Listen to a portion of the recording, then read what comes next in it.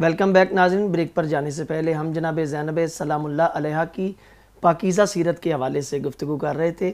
ہمارے برادر مولانا نعیم عباس جعفری صاحب بہت خوبصورت انداز میں آپ نے جناب سیدہ زینب سلام اللہ علیہا کی اس سیرت کو بیان بھی کیا اور خواتین کے لیے کیسے اسوہ ہے اس کو بھی بڑے خوبصورت انداز میں بیان کیا.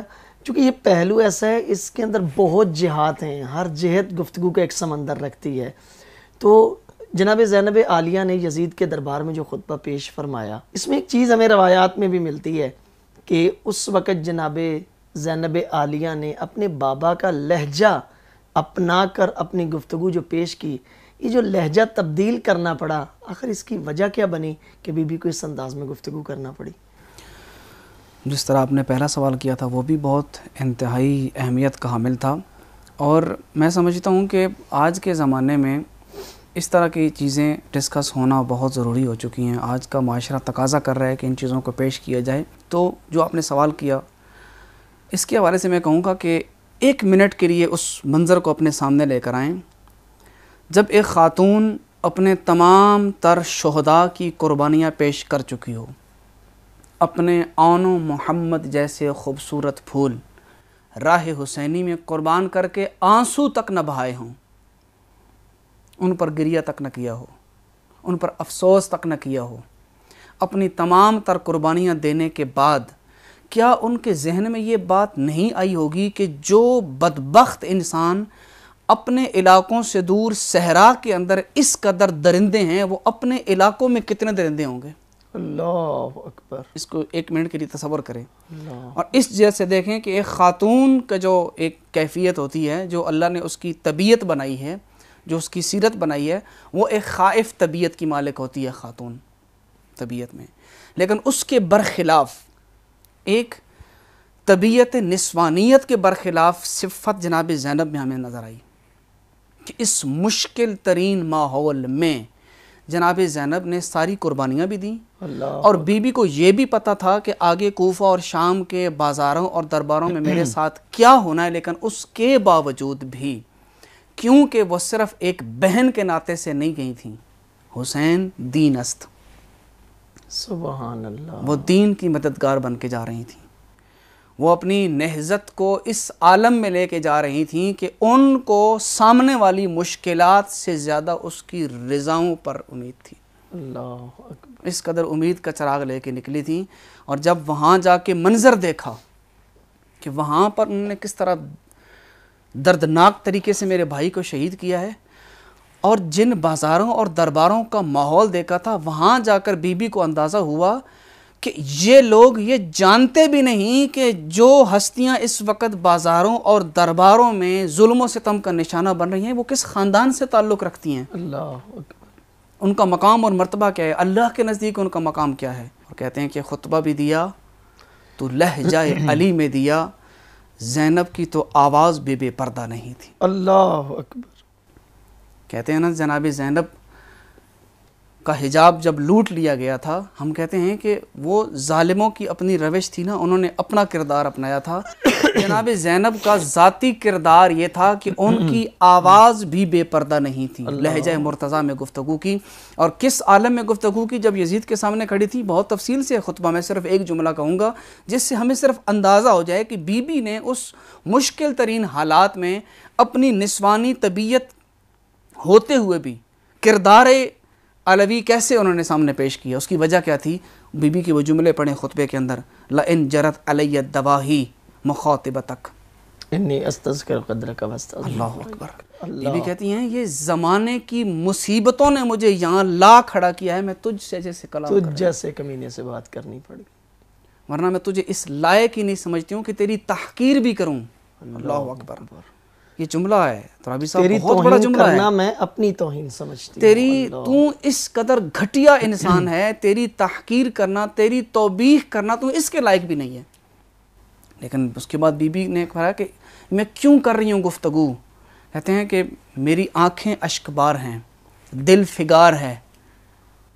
بی بی نے کہا اس وقت میں جس درد اور عالم کی کیفیت میں ہوں وہ درد، وہ کربلا کا وہ جو دکھ ہے مجھے مجبور کر رہا ہے کہ میں تجھ جیسے کے سامنے گفتگو کروں تاکہ یہ لوگ جان سکیں کہ تو نے کیا کیا ہے. اور بی بی نے وجہ بیان کی کہ آخر کیا وجہ ہے کہ میں ایک خاتون ہوتے ہوئے بھی تیرے سامنے گفتگو کر رہی ہوں، وہ صرف اس وجہ سے کہ دنیا کو پتہ چل جائے کہ تو نے ہمارے ساتھ کیا کیا ہے۔ اور انہی جملوں کے آگے بی بی نے یہ جملے بھی فرمائے کہ تمہارے ہاتھوں سے ہمارا خون ٹپک رہا ہے، اللہ اکبر، اور تمہارے منہ دانتوں سے ہمارے گوشت کے خون کی خوشبو آ رہی ہے، تمہارے دانتوں سے، تمہارے منہ سے ہمارا گوشت لٹک رہا ہے، تم نے جو ہمارے اوپر ظلم و ستم کیا۔ اور کہتے ہیں، بی بی کہتی ہیں، کتنا بڑا تعجب ہے کہ شیطان کے پیروکاروں نے الہی نمائندوں کو قتل کر دیا، اللہ اکبر، اور جن کو تم نے قتل کیا ہے وہاں پر وحشی درندے ان کے جسموں کے گرد گھوم رہے ہیں۔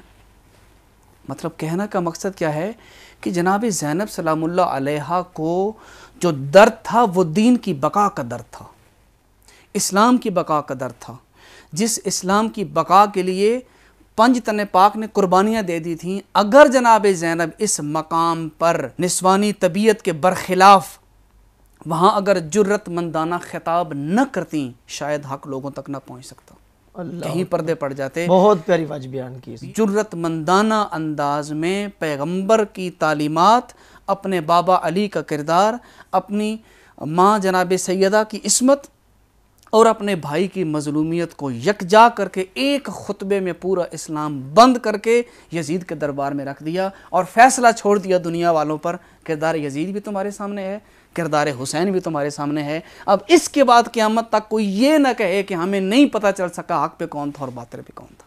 ماشاءاللہ، ذرا اگر بات چل پڑی ہے تو پھر یہ بھی بیان فرما دیجیے گا کہ جب بی بی نے یہ دردناک خطبہ، اتنے دردناک لمحات میں، اوقات میں یہ خطبہ جب پیش فرمایا، اور بی بی کے جب یہ جملے تھے اور بی بی نے کہا فیصلہ تمہارے سامنے ہے کہ اب تمہیں کردار حسین تمہارے سامنے ہے، کردار یزید سامنے ہے، تو بی بی کے اس خطبے کے بعد دربار کی کیفیت کیا تھی، تماشائیوں کی حالت کیا تھی، کیسا شور بپا ہوا؟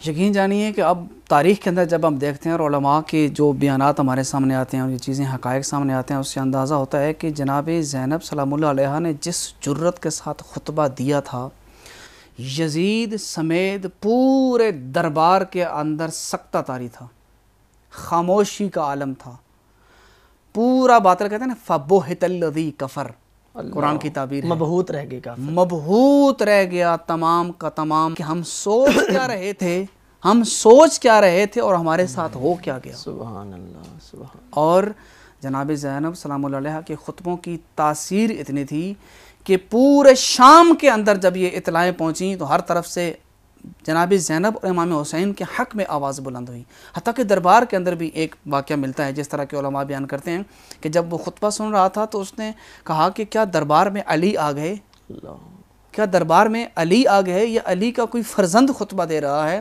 تو کوئی جو ساتھ پہلو میں کھڑا تھا اس نے کہا تھا یہاں نہ علی آئے ہیں نہ علی کا کوئی بیٹا خطبہ دے رہا ہے، یہ علی کی بیٹی ہے جو دربار میں خطاب کر رہی ہے، خطبہ دے رہی ہے۔ اللہ اکبر۔ آقا جان، بہت خوبصورت انداز میں آپ نے جناب زینب عالیہ کی اس جرت کو اور استقامت کو، میں کبھی کبھی بندہ سوچتے دھنگ رہ جاتا ہے، ایک طرف اپنے بیٹے بھتیجے سب کو قربان کرنے کے بعد سارے اپنی آنکھوں کے سامنے دیکھ بھی رہی ہیں، اور اتنی جرت اور استقامت خاتون کے بس کی بات نہیں، یہ ایسی جرت ہے جو اللہ نے جناب زینب عالیہ کو عطا کر رکھی تھی۔ بہت خوبصورت انداز میں آپ نے سیرت جناب سیدہ کے حوالے سے ہمارے ناظرین تک میسج بھی پہنچایا اور پیغام بھی پہنچایا۔ اللہ آپ کو سدا سلامت اور آباد رکھے۔ ناظرین، آپ نے آغا جان کی گفتگو ملاحظہ فرمائی کہ اس میں مختلف پہلوؤں کو روشن کیا گیا۔ سب سے پہلے یہ بیان ہوا کہ کس طرح جناب زینب عالیہ سلام اللہ علیہا کی سیرت تمام خواتین کے لیے اسوہ ہے۔ پھر اس کے بعد یہ بیان ہوا کہ بی بی نے کس طرح جرت اور استقامت کا مظاہرہ کیا۔